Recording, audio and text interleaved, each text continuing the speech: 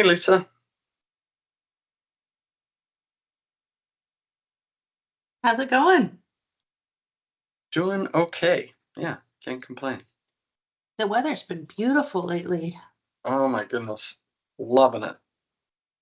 I was up in Portland last week for a conference Mm, and it was just so gorgeous. I just couldn't get over it. nice. Remind me, where do you live? Do you live in I live Celebes in or? Siletz. That's what I thought. That's what I thought. Yeah.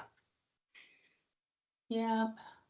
Oh, that's right, because you didn't get to come out when we were all out. I did. I did. Oh, you did? Okay. I did. I Yeah. just couldn't remember whether you actually lived in Siletz or nearby or.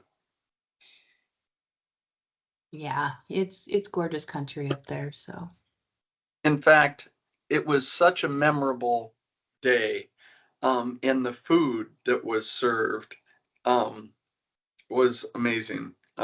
So I won't soon forget our trip Well, to interestingly Celebes. enough, they were at this conference and providing because they did a whole entire day on indigenous providers from lunch to the indigenous marketplace up in Portland at this tourism conference. And the kiddos that are part of the culinary team are actually in Orlando this week competing at their tournament or their food cooking competition. So I'm eagerly awaiting updates on how they're Oh, doing. that's great. That is so cool. Yeah. They served a tuna ceviche Indian taco, which I don't eat seafood, so it didn't appeal to me. But so Uh-huh. everybody else was like, "That's amazing." I'm like, so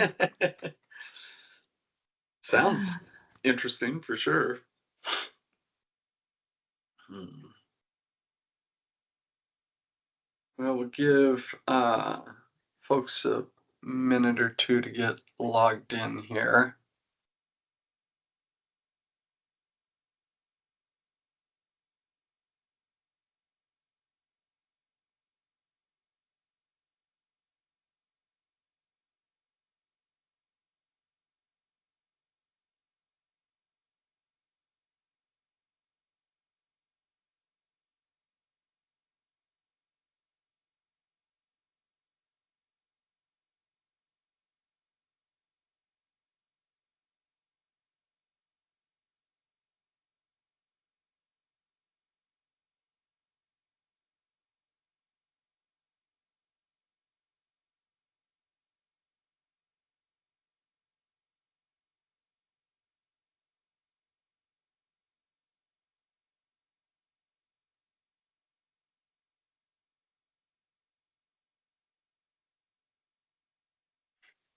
Carol, what's our commissioner count? So far in the meeting, I see Commissioner McPherson, Commissioner Beach, Commissioner Norton, and yourself. I think Commissioner Freeman was going to be a maybe, depending on how his availability was during this time for the tour that he was giving. Okay. Well, let's go ahead and get started then. Um, welcome. Today is the April 21st meeting of the Oregon Criminal Justice Commission. My name is Paul Solomon, and I am the chair, and we will get started with roll call. Chair Solomon, Here. Commissioner Beach, here, Commissioner Freeman, Commissioner McPherson, Here. Commissioner Norton, here, Senator Przonski, Representative Lewis. If Commissioner Freeman arrives, I will let everybody know, but we do have quorum to continue. Great. All right, well, let's go ahead and get started. Our first item on the agenda is follow up on the Burn Jag funding request from our last meeting. And I think we're going to hear from Dr. Carlson again about the Gun Violence Review Commission and the request they're making that was included in the packet that was sent out to everyone. So is Dr. Carlson with us? I'm here. Oh, great. Hi, can you hear and see me? I can see you now. Yes. And I think my associate Nicole, Sarah, is here too. Nicole, are you with us? Yeah. Hi. Okay. How are you? Great. Yeah. Hi. Thanks for All having right. us Well, again. yeah. Thank you so much for having us back again. And apologies, we weren't prepared with additional materials last time, but we were able to get a full report and application request in with the budget. So just a quick summary, I think what we would share is the same as what we shared last time, which is the progress of the Gun Violence Review Commission and the work that we've done and the recommendations that have come out and the progress on those recommendations. And you'll see in our request that the steps that we're following are the same, and we're making innovations based on evaluation feedback from the review and our implementation groups that we've set up. We have included an ask for one more year of funding at the same level of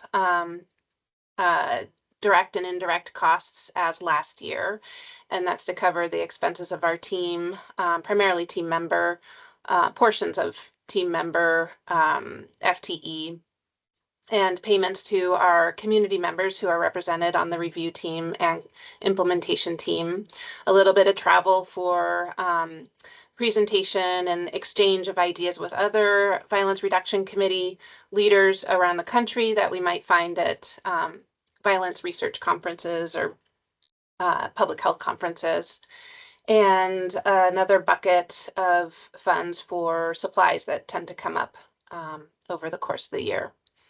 And that's it. We added an extension year on there. We do have a focus in this coming year on finding a sustainable long-term funding source for this commission work. And we're asking for what we're calling an extension year to provide us with a buffer should we not have that fully set up and established in this coming year. So I think what Danielle has for you is a request for approval for 2 years of funding at the same cost as this last year to keep the review commission going. Great. We're happy to answer any questions or share anything else. Yeah. I guess I have a question, and maybe this is a question for staff about making 2-year awards. I think with past burn grant requests that I've been around for, they've all been 1-year requests. So Ryan, I don't know if you or someone else might be able to shed a little light on that. Go ahead, Gerardo. Hi, everyone. Hello, Chair Solomon and members of the commission. I'm here to answer any questions you have on the federal JAG grant. Yeah, great. So my question is, are we able to make 2-year awards? Yes, we'll be able to make a 2-year award, and depending on when our current federal grant ends, we'll be able to, and once we have unlocked the funds for the federal JAG 23 and 24 funds, we'll be able to do separate years for the funding, as we want to try to keep the 1-year awards, try to keep the federal JAG awards separate so we don't commingle in the same contract. So we would create a separate contract with the additional funding source. So we would be able to kind of split the OHSU reward into 2 separate years. Okay, and Dr. Carlson, so help me understand. So this is, when you say a buffer, your hope is that you'll find funding in year 2, and if not necessary, you would not ask for the second year of funding. That's right. Okay, great. Any other questions from commissioners?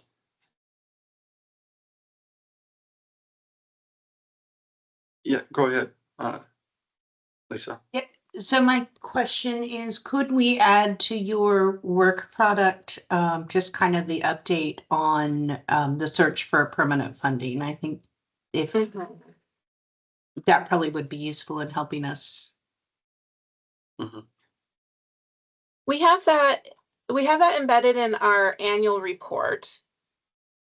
Would you want that at a shorter interim time as well? No, I think that's fine. I think I just missed where it was in the annual report, so my apologies. I think I will verify, but I think that Danielle guided us to include that in there.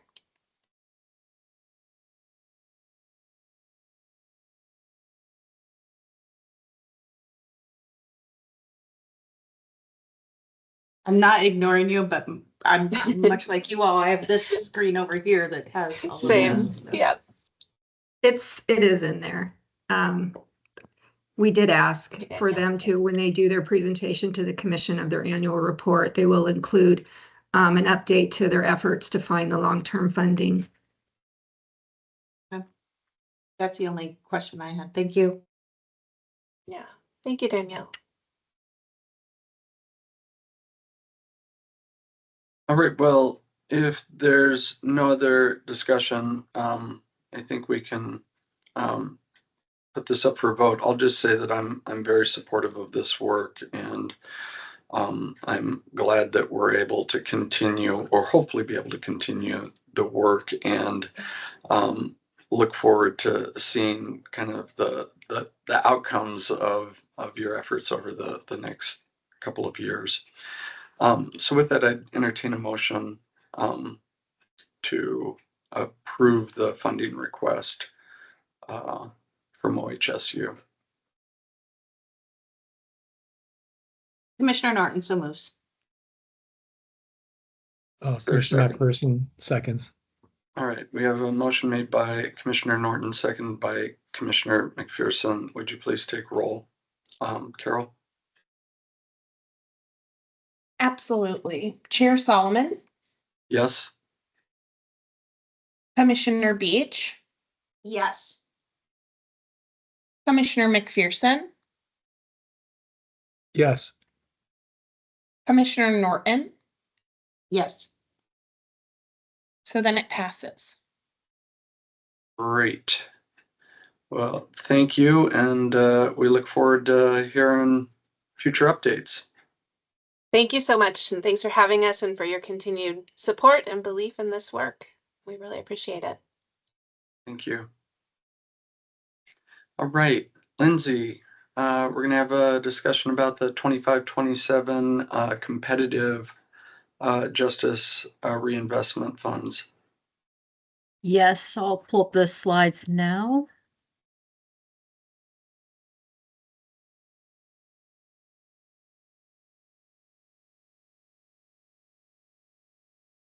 Can everyone see those?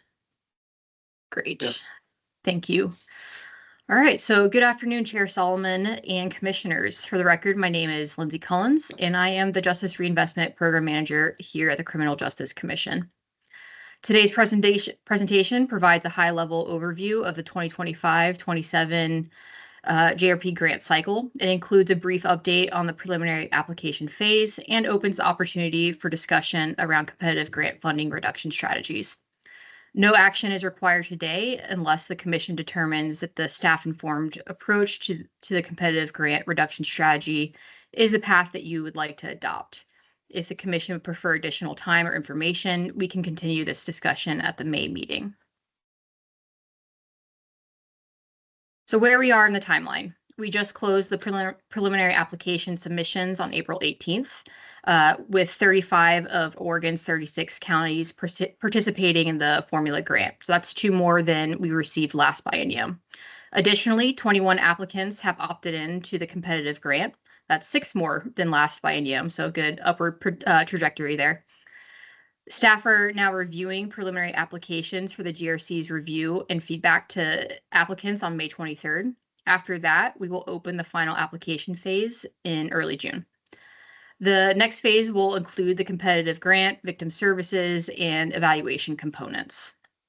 Today's discussion is part of the groundwork leading into the Commission's meeting in May, where we'll return to you for a decision and approval of both the competitive grant reduction strategy and the formula grant funding table.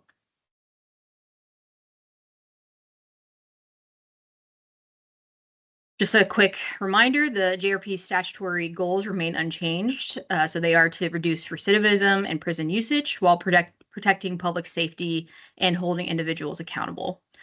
The overall grant structure this biennium is consistent with past cycles. The formula grant remains unchanged. What's new this biennium is that the competitive grant funds are limited to personnel-only costs, and counties were required to opt in during the preliminary application phase to be eligible, which we saw. So as a reminder, 10% of total funding is dedicated to victim services and 3% is reserved for evaluation.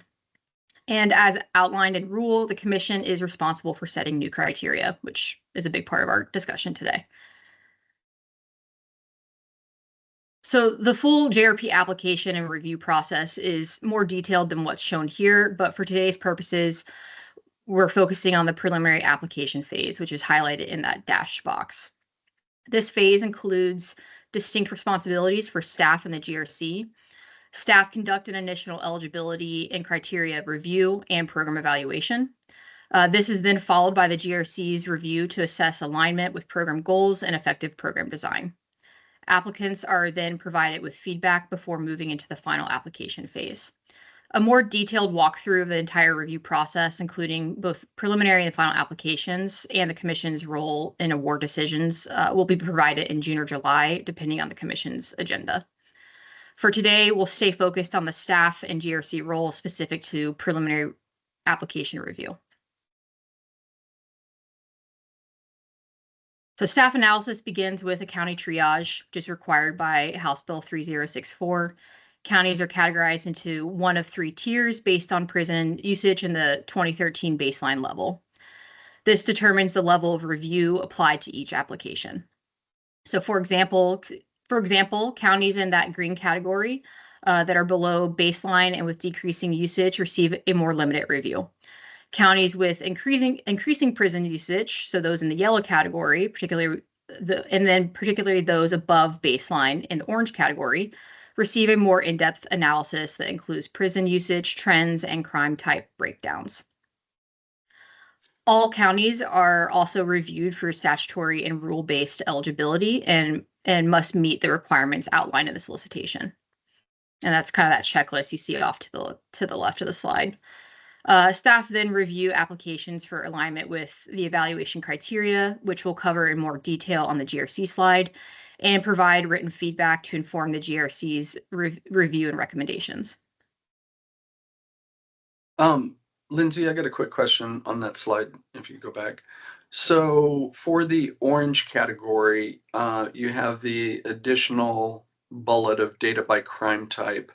Can you say more about what it is that the counties are reporting?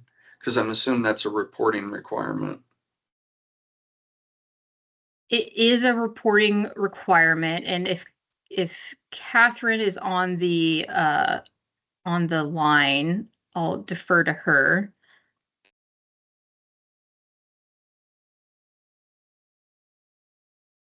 And if not, Ryan, if you could maybe help me out with that. Lindsay, I could probably jump in, Okay. Paul, if that's okay. Yeah, go ahead. Yeah. So I think here on the orange, right, with the data by crime type, I think it's just digging into those prison use trends in more detail to understand what's driving it. And so when we look at it by crime type, for the justice reinvestment tracking, it's property, drug, and driving. So we can break that out in more detail to see if it's kind of a specific crime or a specific area that's driving it. Several years ago, there was 1 or 2 counties where we kind of looked into some of the drug delivery sentencing that had really had some pretty sharp changes from, the year or 2 prior, and that answered some questions, or kind of separating out like burglary versus motor vehicle theft, and digging into some of the details there. So I think the data by crime type is a really short way of saying, kind of pulling apart that trend to see what's kind of driving the changes there. Mm-hmm. And when we say above and below baseline, are we talking about the 2012 baseline? Or, because this is one that has also confused me a little bit, but if you shed a little light on that, that would also be helpful.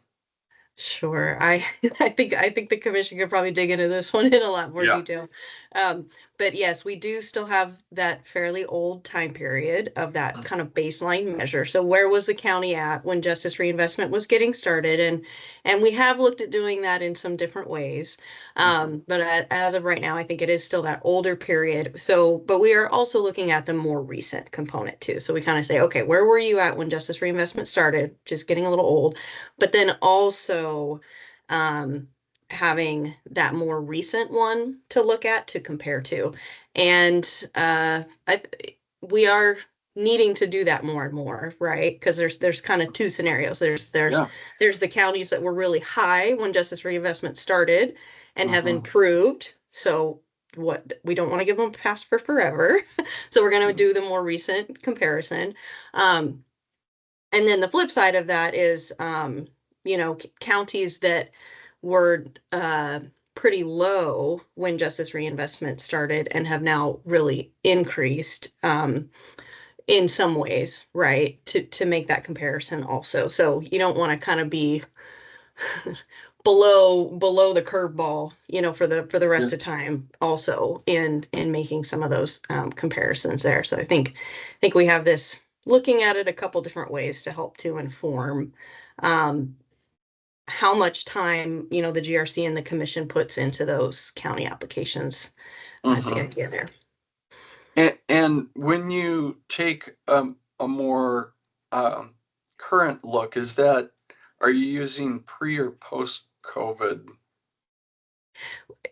numbers? Because I think it's important kind of where you set the other baseline. And I think our longer term commissioners will remember, getting close to 2 years ago now, we were more in that COVID window and it was a little harder to look at. So I think when we come to you all in the early fall with that, the most recent time period will be a post-COVID window. There are some counties that still kind of linger a little bit in that COVID period, but I think we're getting a little farther away from that now. So I think we'll have 2023, 2024 data, which is a little more post-COVID-ish world. And then kind of that longer term look too. So we might almost kind of leapfrog over our COVID time that makes it hard to really understand what's driving some of the changes. Got it. Thank you.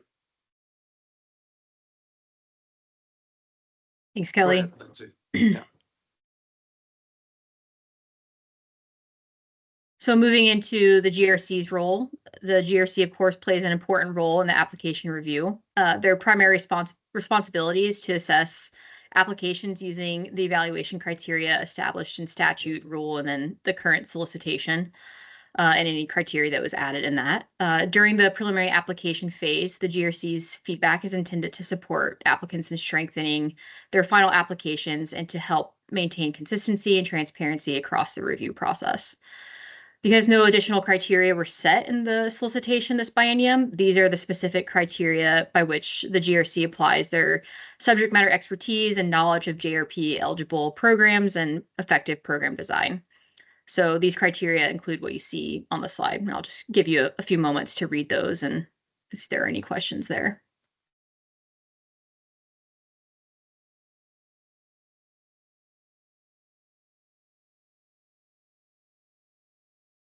Okay. Lindsay, if you go back, the first three have always made sense to me and I think are easy to measure.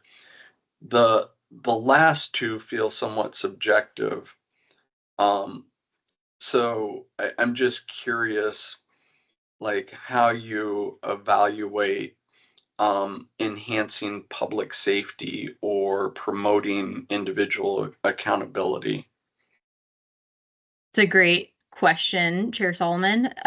So, that's, I think, where we rely a lot on the GRC to provide that subject matter expertise. So we do our staff review and almost kind of check to ensure that what's being put in the narrative also matches with the data the quantitative data that we're seeing from our research team, and then we'll kind of have an internal discussion there, and then provide some feedback for the GRC to then discuss and have maybe some questions around. So I think that goes into the two-part process that the preliminary application, the staff gets to look at it, the GRC gets to look at it, ask any questions that maybe they have around, like, well, how is this increasing public safety? Maybe there's a disparity between the narrative and the quantitative data. Can you clarify that for me? Can you expound upon that a little bit more? And getting that feedback to the applicants to answer is kind of the approach that we've taken. Great, thank you.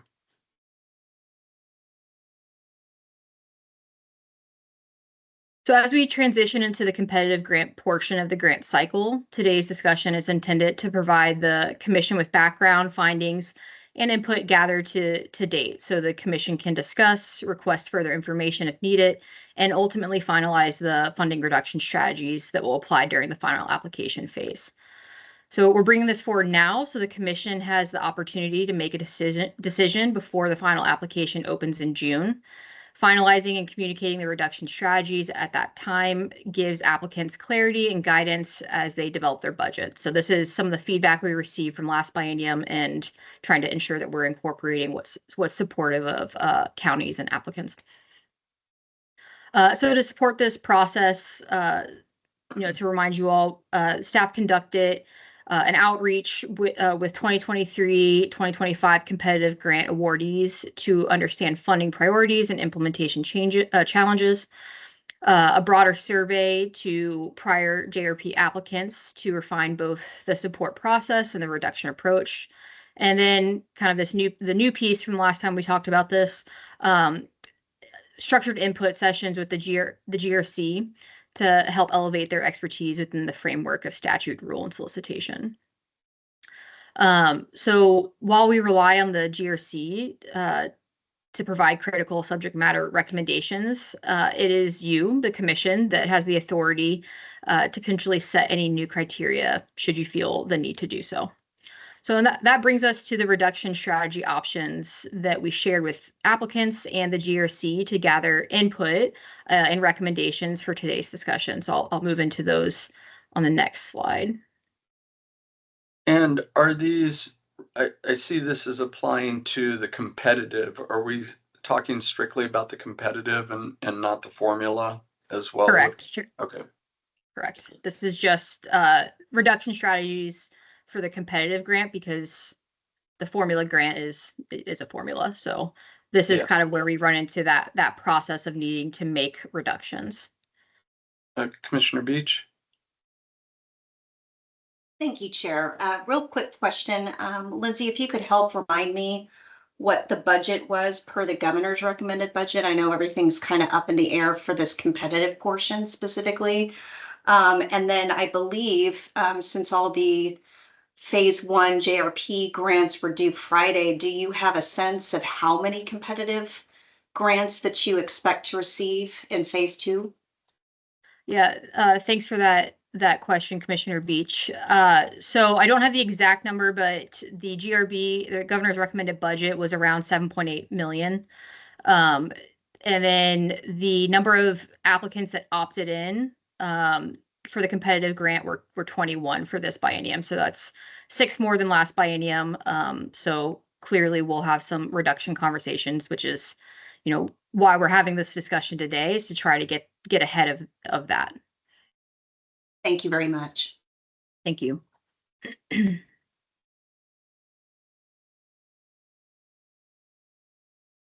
So these are the 3 options staff presented to last biennium's awardees and included in outreach to prior applicants. These were also shared with the GRC for their input and recommendations. So preference for stakeholders is in the order that you see on the slide. Option 1 was the clear preference. It allows applicants to submit tiered scenarios. So for example, they could submit a 90%, 85%, or 75% of their total requests. And that's just an example. Those are not firm numbers, but as an idea. Then identifies which positions are most critical to sustain for the applicants. Option 2 imposes a flat cap across the board, regardless of county need or staffing configuration. And we did not explore this fully, mostly because there was such a clear preference from stakeholders. So, and then option 3 would delegate reduction decisions to the GRC post-submission based on criteria the commission would first need to set and then staff would need to communicate. So feedback from stakeholders consistently favored option 1 because it ultimately promotes transparency, supports advanced planning, and allows counties to identify what's essential from their own perspective. Any questions before I move on to the next slide where we provide some of that staff findings for you all to consider? Okay. Go ahead. Oh, go ahead, Commissioner Beach. Thank you, Chair. Forgive me. And I'm pretty certain that I know the answer to this. I think an earlier slide was very clear that the only intended purpose of this competitive grant portion is for personnel. Just to clarify, does that mean the actual FTE in personnel, or would it also continue to be able to support things like training for that particular personnel that this grant was supporting? It's a great question. So how we presented it were kind of around FTE for personnel in that way. Thanks for clarifying. Appreciate it.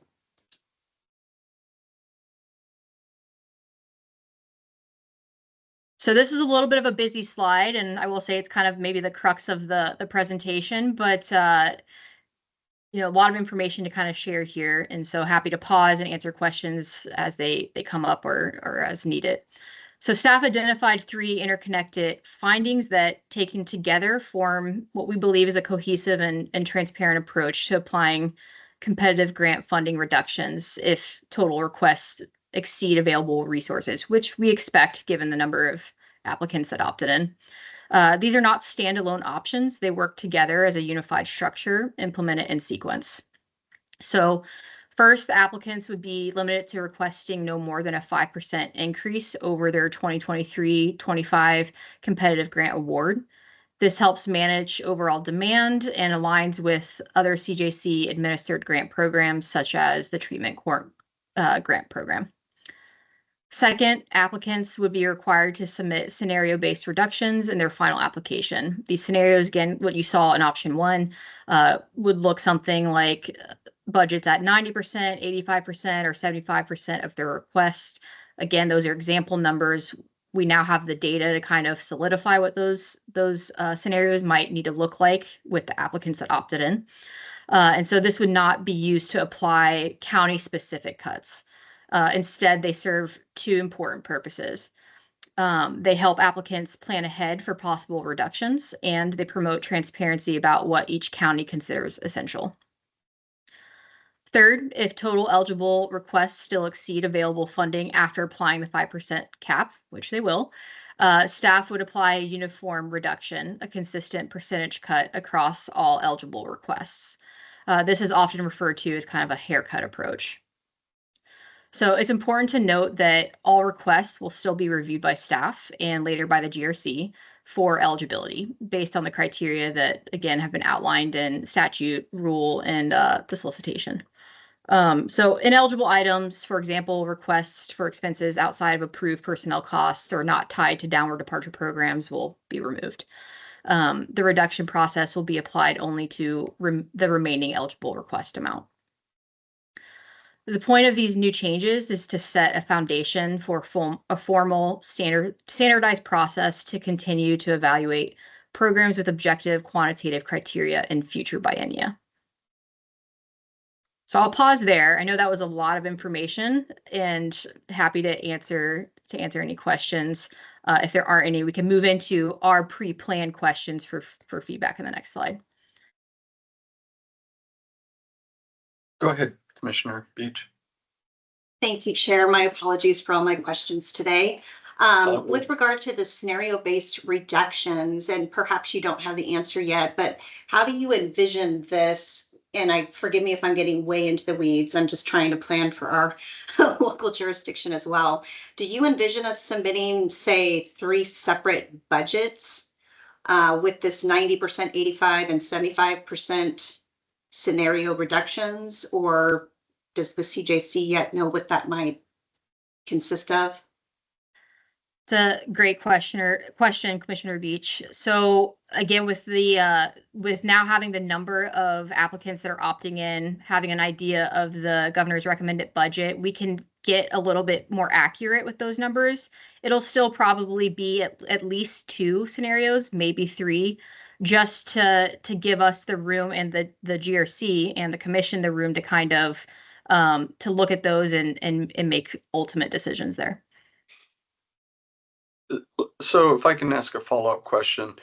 So given that, you know, we have a GRB number that we can work off of, assuming that's what gets funded, we know that you've got 6 more applicants, which is like a 35% increase. Is it safe to assume that nobody's going to get anywhere close to CSL from the prior biennium, that we're looking more in the range of 75%, you know, give or take, Right. scenarios? Yeah. So again, great question, Chair Solomon.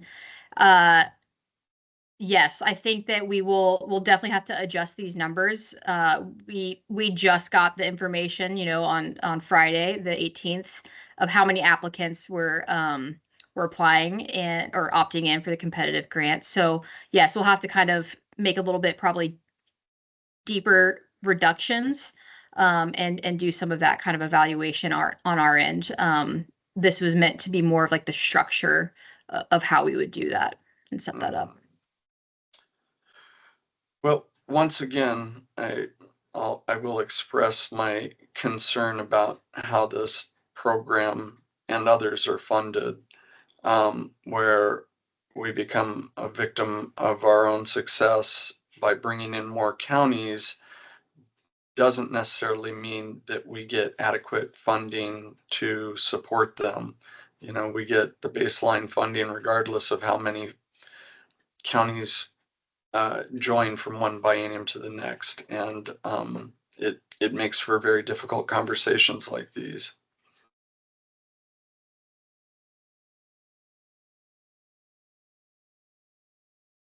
With that, that wasn't a question, just a statement. You can go ahead and Okay. move on. Thank you.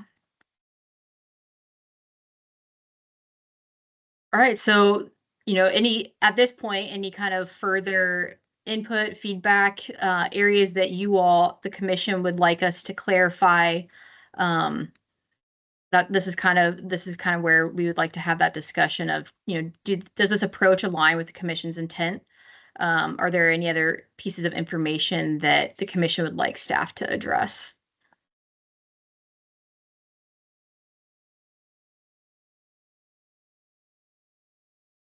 Input? Go ahead, Commissioner Beach. Thank you, Chair. First, just a comment. I just wanted to thank the Criminal Justice Commission for being very intentional, knowing that we were going to most likely be in this situation again. I know we don't know what the governor's or what the finalized budget for the state for this grant will be, but certainly anticipating that, and sure enough, we received more grant applications. So I appreciate your mindfulness, and I appreciate your reaching out to previous applicants and award grantees for their input. I appreciate that very, very much. The only thing and then lastly, and I guess 2 comments. And then lastly, you know, just indicating concern, you know, about the size of counties. I know in the very beginning, and I know that applied to formula, not specifically competitive, but, you know, I hope that the lack of resources of smaller counties might also be a consideration. But I do feel that you've tried to be as fair as possible in this particular situation. So thank you. Thank you for that.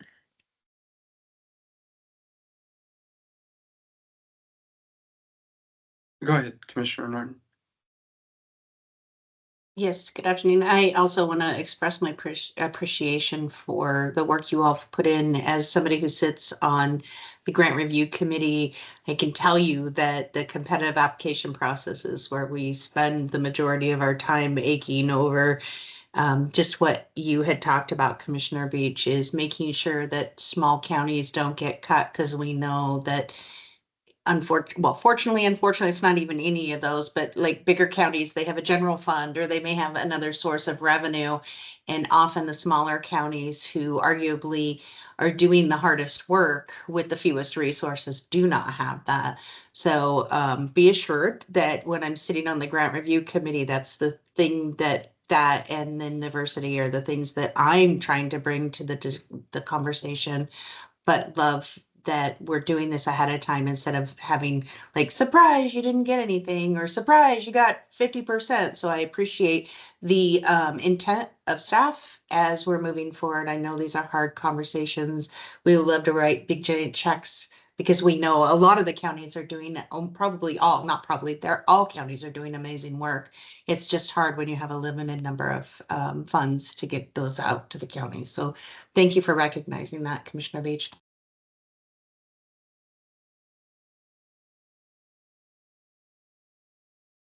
So I'm not hearing any concerns about the approach.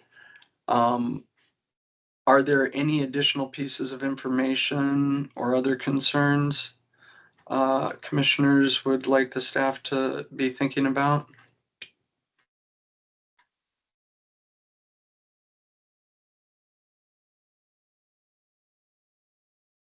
Okay, hearing none. Is this your last slide, Lindsay? Chair Solomon, yes. However, if you all would, if you agree with this approach, we do have potential motion language if you'd like to approve it today. We're also happy to come back in May if there is something that you'd like us to look into. But again, I think as we all said, there wasn't any of that request. Yeah. Well, not hearing any additional concerns, I don't see any reason why we can't approve this today. Great.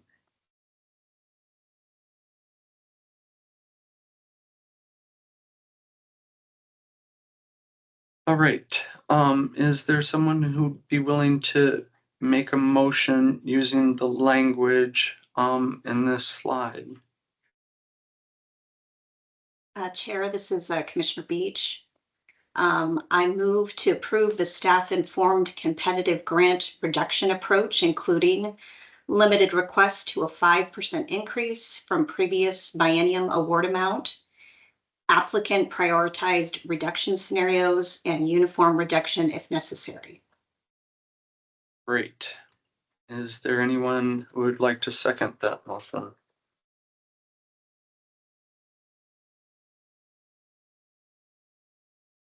I'm not opposed to it. I just want to make sure that it's not a conflict since I sit on the grant review committee to be voting on this.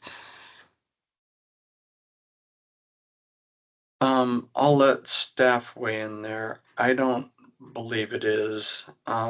Ultimately, you sit on the commission, the grant review committee, I guess isn't totally advisory, but Ryan or Lindsay, do one of you want to opine? I would agree with your assessment, Chair. I think it would be fine in the circumstance. Okay, Commissioner Norton seconds then. Great. We have a motion made by Commissioner Beach, seconded by Commissioner Norton. Carol, would you please take roll? Of course. Chair Solomon, Yes. Commissioner Beach, Yes. Commissioner McPherson, Yes. Commissioner Norton, Yes. then it passes. Great. Next up is the Burn Jag strategic plan update. Brian. Yes. Good afternoon, commissioners. Thank you. I'm going to get some slides up for you. I'm gonna try to get some slides up for you. And I should have introduced you as interim director tech. Oof, Yeah, you need to change It's a big that transition. slide. Yeah. yeah. Old habits, I guess. I'll probably see a lot of that.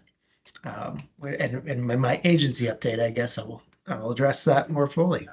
Yeah. So today, unless right now, when the slide was put together as a deputy director, we wanted to take the opportunity to just update the commission on a strategic plan associated with the Burn JAG funding that we receive through the federal government. Are you seeing my slide? Okay, Yes. perfect. Forgot to ask. So every 5 years, we're required to put together a strategic plan and submit it to the federal government as it relates to JAG funding and how it's being utilized within the state, and then provide annual progress reports associated with it. Our last plan, as you can then calculate, was done in 2020.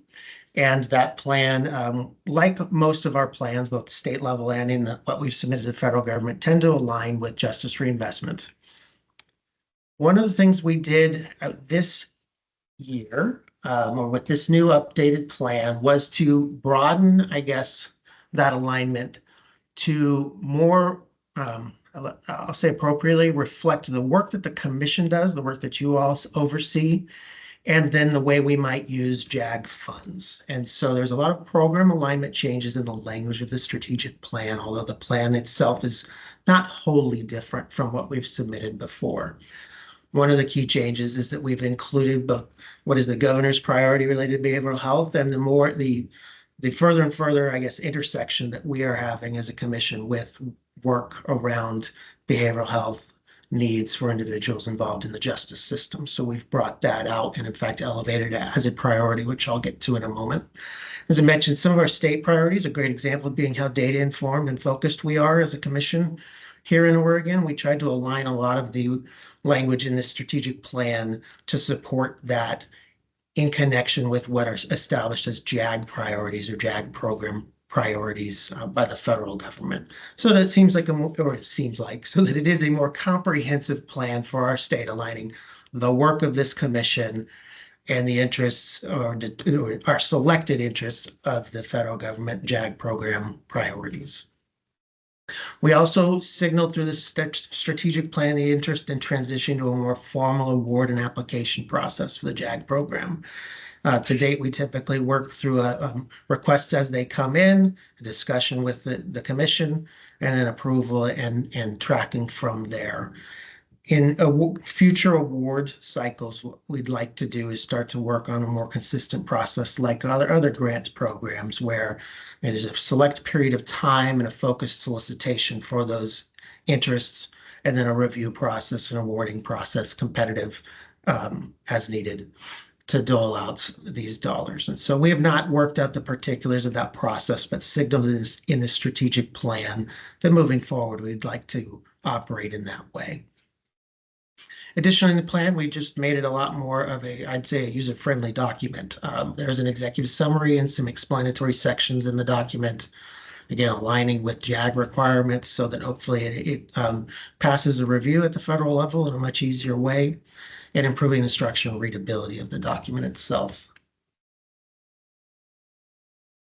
I drill down a little bit more on the, like I said, of the largest changes, and that being the priorities and the goals and objectives that are articulated in the plan. So you see there initially, we added this first priority of addressing substance use disorders and mental health needs for justice-involved individuals, again, to align with the governor's priorities, as well as a lot of the work that is being conducted here at the commission. We felt that was important to signal in this plan that our use of federal funds in alignment with our state operation should and would align or prioritize these needs.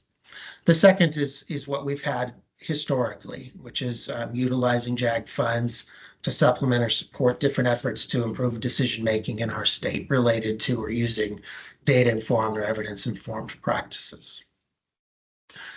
We have modified some of the goals then established to utilize some of the, again, those program areas of JAG funding but really aligned them to focus on one or both of these priorities as we work through. So as I click through, the slide's not going to change much. The goal's going to change, and you'll see this kind of notation as to which of those top two priorities there is alignment to. So the first goal is what's been stated again previously in our strategic plans like this, which is that to improve decision making, evidence-based and data-informed information, particularly around community supervision and incarceration.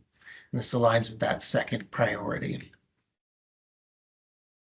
This has been modified from what previous goals have been stated, but goal number 2 focuses and specifically on the work the commission does around recidivism, both monitoring it and promoting efforts to reduce it, facilitating successful programs and or other interventions for individuals as they transition into the community, but maybe broadening as you see us aligning it with number 1 to, again, other individuals or folks dealing with, I'd say engaging in other types of interventions as a result of different programming that we now do here at the commission. Deflection being, of course, a large example of that. Now, the impacts grant that came around a couple of years ago. Goal 3 continues our work primarily around data. The focus that the state and this commission has had for a number of years is utilizing the numbers and the information we have to measure effectiveness of services in the system as a whole. And so we've kept that intact as a goal.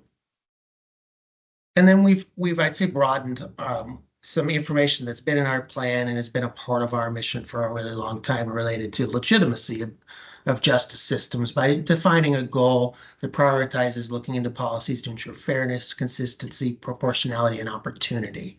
Again, broadening that to really be a priority that should be set and evaluated in any application, say, we might receive or request for these dollars, in looking to see how either that specific request could help us or how that specific request might align with this interest of transparency and equity and legitimacy. That's all of my slides. Again, 4 goals. There are specific, we would call them, I guess, reference points in the written document that reference each of these goals back to different program areas of the JAG, the Burn JAG program. They have, I want to say it's 9 or 12 program areas now. So we do cross-referencing in the document we'll be submitting, just so that the Bureau of Justice Assistance can see that clear line between these priorities and goals and any number of those program areas. But all of this meant to just, again, be an update to you and an update to the federal government as we move forward with our Burn JAG funding. Thanks, Ryan. Couple of questions. So the priorities, you listed 2 that were new. Were there other priorities, or did you just change the previous priorities to these 2 priorities? So previously the priority has been focused in on what was that second one, a broad priority of improving decision-making through data-driven or evidence informed practices. So what we did was get a little bit more specific in the structure of this as to differentiating between a priority and a goal or an objective. And so these would be, say, the umbrella concepts of any solicitation we might do for these funds, is to say that we are looking for programs that align with or support priorities in these two or both areas. Addressing behavioral health needs, improving the system through data, etc. Got it. And then we might use those goals in the same way, depending on how maybe we want to target something for the particular year. Maybe there's been a request to focus on a certain type of innovation. There we go. Too many I words. Innovation in a particular period of time that we should be able to adapt. So they're still broad enough for us to have flexibility as a commission moving forward.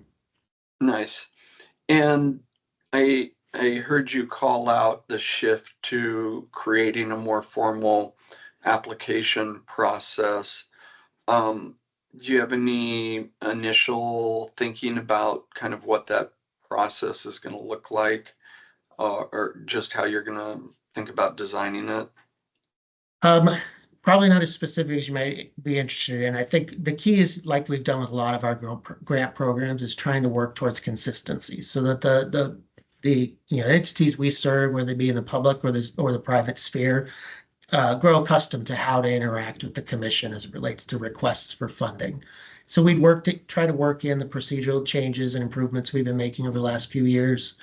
I could say with certainty, one piece that we'd know is you all would be the decision makers in those processes and kind of serve as that review committee, that approving board. We could explore, and there's language in there to allow us to explore utilizing review committees, whether it be subcommittees of yourselves or some of the established grant review committees, depending on topic area if needed. One of the things that I would hope we would continue is to consider not just local governments, but also nonprofits and educational institutions and others. I think one of the more powerful aspects about some of the things that we've funded is our ability to fund stuff outside of local government. And not to say that there aren't good ideas coming in from local government, just that gives us more flexibility. Yeah, we've had the good fortune is to, I guess, soapbox for a minute. Going through the development of the burn skip program, which does have a little bit more of a narrower focus on reduction of gun violence, but it's given us a great opportunity to explore how to get to a place like what you just described while working within federal requirements. So I think there's lessons learned there that we might be able to utilize as we build something for Burn Jag specifically. Yeah. And I'm assuming you have not heard of any big changes coming down the pipe from BJA about this program? No, not yet. Right. Okay. We're still proceeding as usual, working off of what we have in place and hoping for the same in the future. Super. Other questions for Ryan or Interim Director Keck?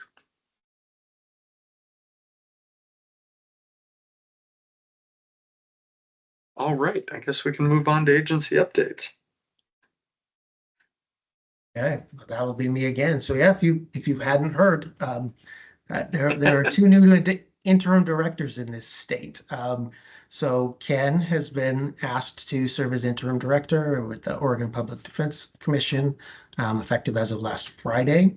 And so he has made that transition. And in his place, I've been asked to remain here as the interim director for the Criminal Justice Commission under the same date. It is a temporary assignment for both of us. The idea being that it could end at any point that there is a permanent director put in place at OPDC that would then bring Ken back to this commission, and I'd return to my behind the curtain job as the deputy director. But it is also slated to go as long as January 1st of 2026 as currently defined.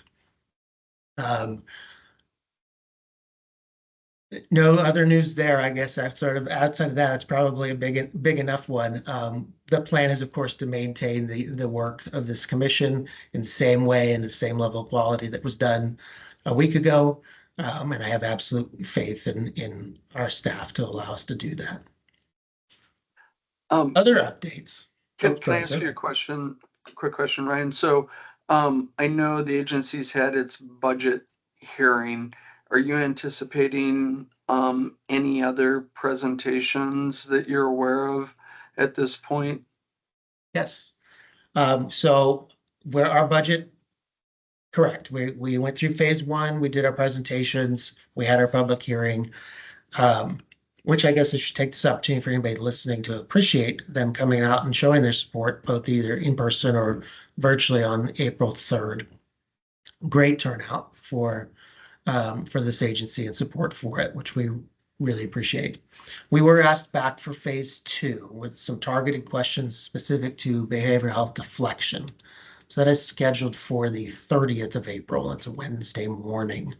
Again, it's about, I think, a 20-minute session to speak to questions about the deflection program. So Kelly and I and the team are working on pulling together some numbers as it relates to, deflections that are occurring or enrollments, referral rates, and as well as the dollars that are anticipated.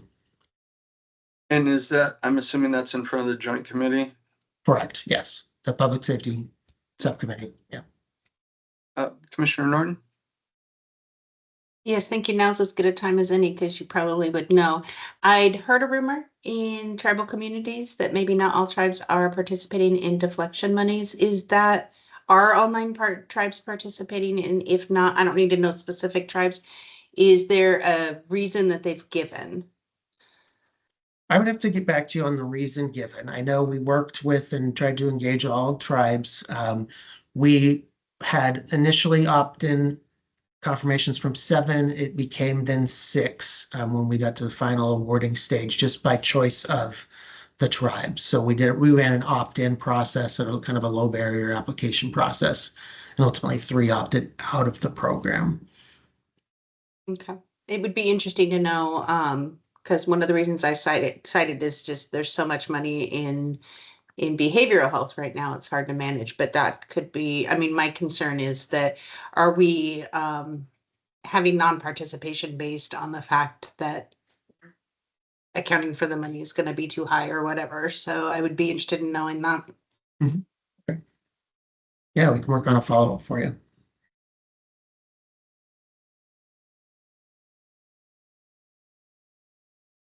More updates? Yes. Okay.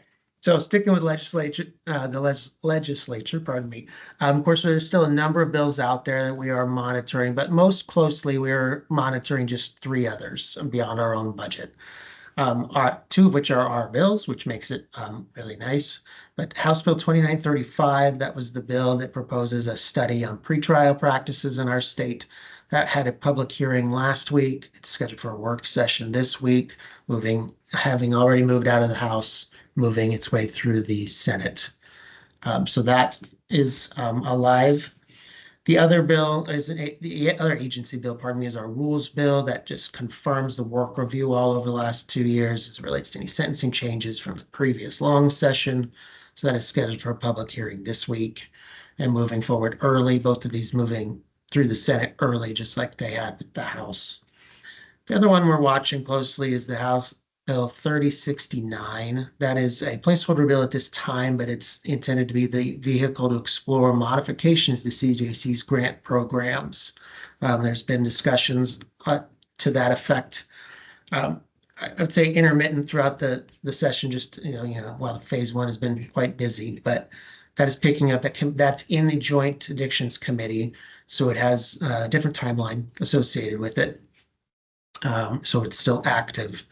But some of the ideas being explored with that is both consolidation of grants to counties via one application vehicle, as well as some accountability measures associated with that in terms of aligning with or maintaining alignment with current individual grant expectations, goals, and purposes. We also know that it is probably where we might see any of the fixes, say, to deflection involved. There's been a lot of discussion around what should or shouldn't be changed in that grant program for a new biennium. And so we anticipate that bill will include some of those changes as well, or at least proposals. And I'm assuming you're tracking Senate Bill 881. We are, yeah, it's on our list as well. There's a number of them that have these changes to deflection where we're uncertain yet, obviously, which will live on its own or maybe become part of this modification or otherwise. But that one, yes, is on our list as well. That one being the transition of the complete burn program to us, at least as currently drafted. Which would be a big undertaking, to say the Sure least. would. Yeah. Okay, any questions from commissioners about legislative updates? Any Last thing- other updates? Yeah. I do. So whether you'd like to do the honors or you'd like me to, but I wanted to talk about new commissioners. Yes. Well, why don't you tee it up and I'll follow up. So we are waiting for kind of official confirmation, but we know that 2 new commissioners will be joining us, slated for our May meeting. That being Holly Harris, who's the Behavioral Health Director in Deschutes County, and Chris Perosa, who's the District Attorney in Lane County. So they had Senate hearings back on the 14th of April. We're just, again, waiting kind of the official confirmation that we typically receive on matters like this to bring them into our fold. Great. Well, I'll just say that I'm excited about both of them. I was hoping they'd be at today's meeting, but the official, even though they've gone through the Senate confirmation process, but given that we haven't received the official word, it will be next meeting. But one, as you see, our numbers have shrunk a little with the loss of judge, former district attorney, help me here, Auxier. Ryan. Jeff Jeff Auxier, and the recent, I wouldn't say retirement, but Rob Bovet statutorily meeting the limitations of his seat on the commission. So it will be great to have a full slate of commissioners, hopefully at our next meeting. All right, anything else? Anything from commissioners? All right, this is what I call an efficient meeting. We will give you back the better part of an hour of your day. So with that, we will adjourn. Thank you all for your time.